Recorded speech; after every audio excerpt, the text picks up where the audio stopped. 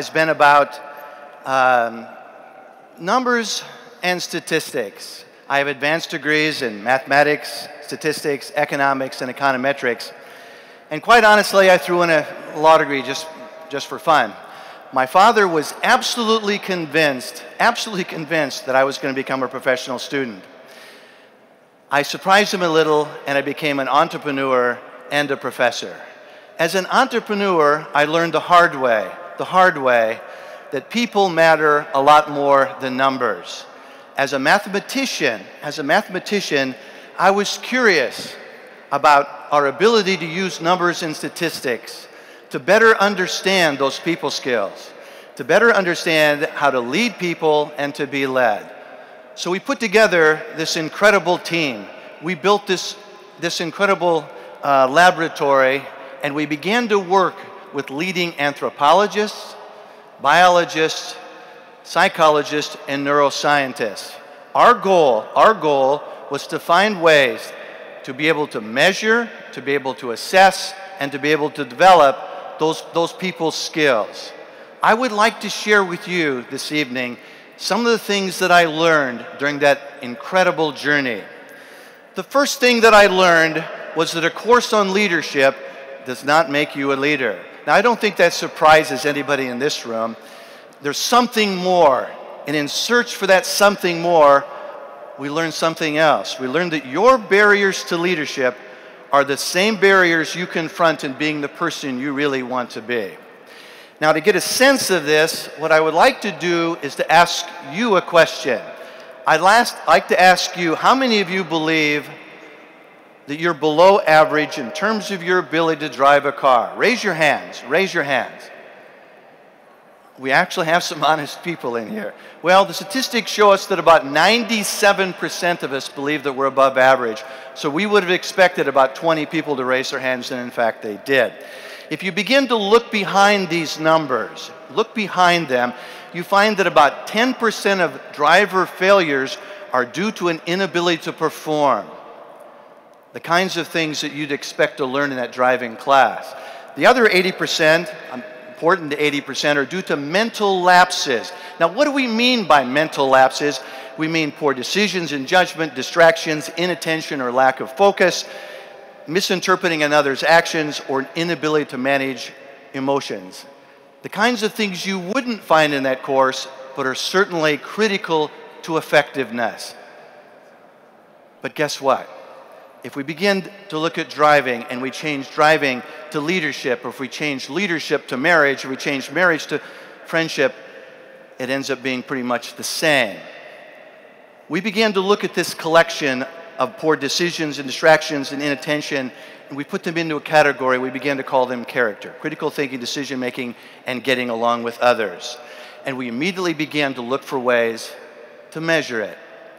Anthropologists took us on this incredible journey and taught us that we are wired to be social, a very important learning lesson for us.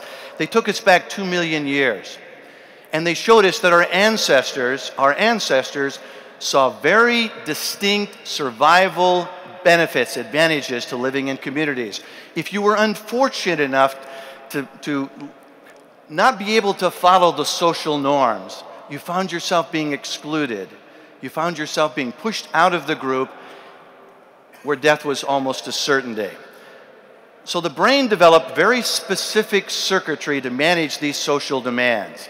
It developed self-awareness circuitry so we'd understand those situations where our emotions were likely to be elicited.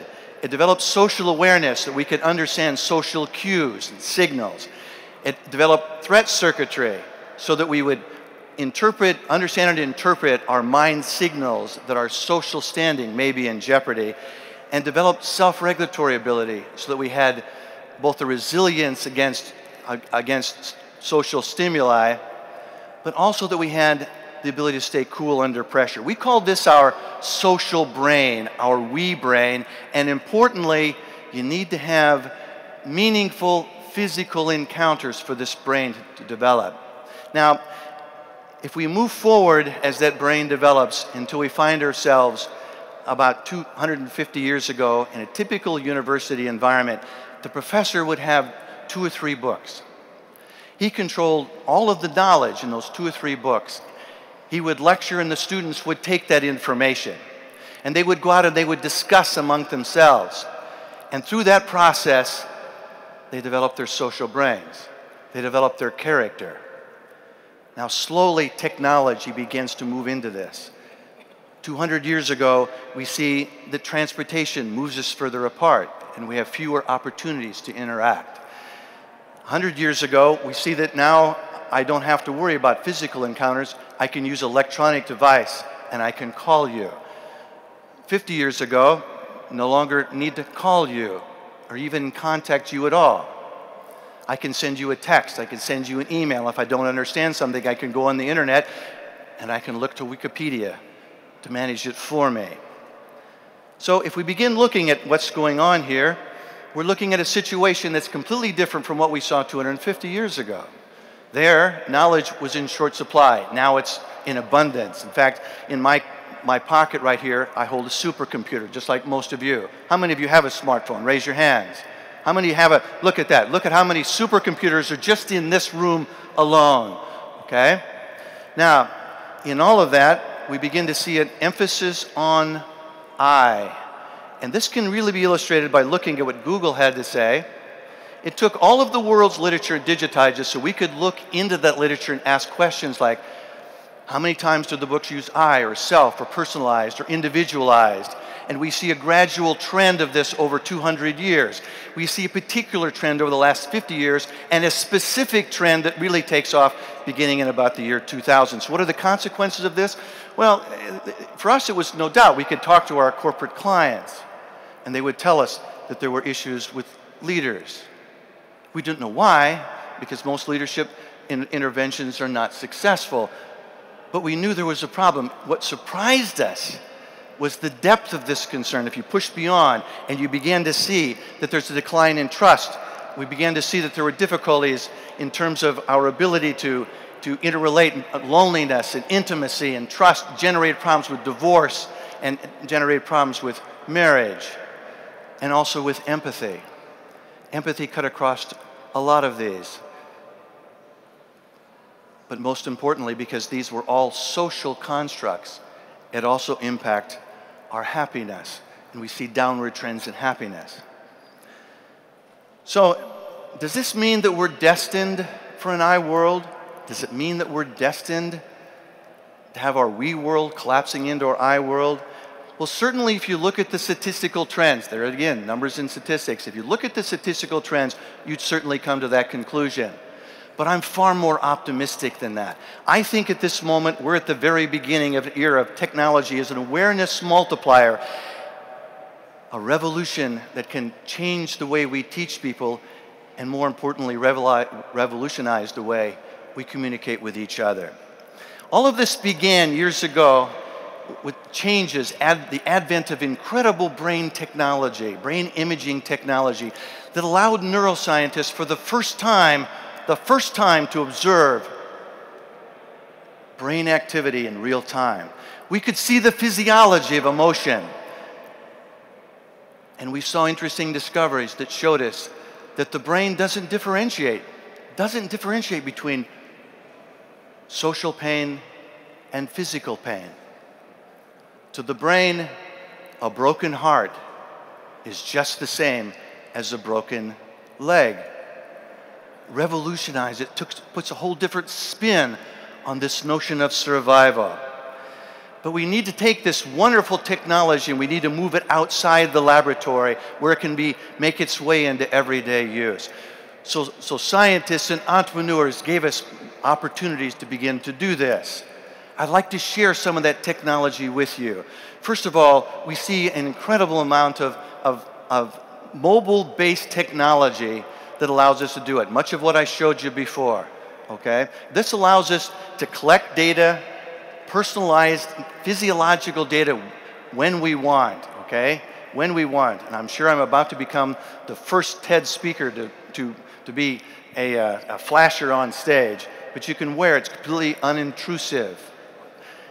We also saw that these sensors that we're using, these biosensors, are collecting data at a medical quality rate at prices that are quite affordable. We also see the advent of brain games, but specifically engineered brain games that are focused on your social awareness circuitry. They're allowing us to develop empathy. We're seeing the use of mindfulness coupled with technology and brain games. They're allowing us to slow our brains down. Slow our brains down so we can make better decisions and move away from those unproductive, unhealthy, unconstructive habits and move to more beneficial ones. We're seeing devices that allow us to measure our physiological state, knowing that sleep and diet and exercise certainly impact our physical health, but more importantly, they also affect our mental health.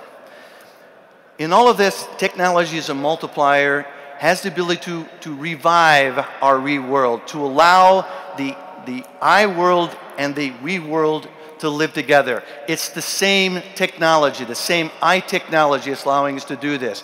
We need to practice, practice, practice in our schools, in our businesses, in our homes. And in the process of this, we're going to build better quality relationships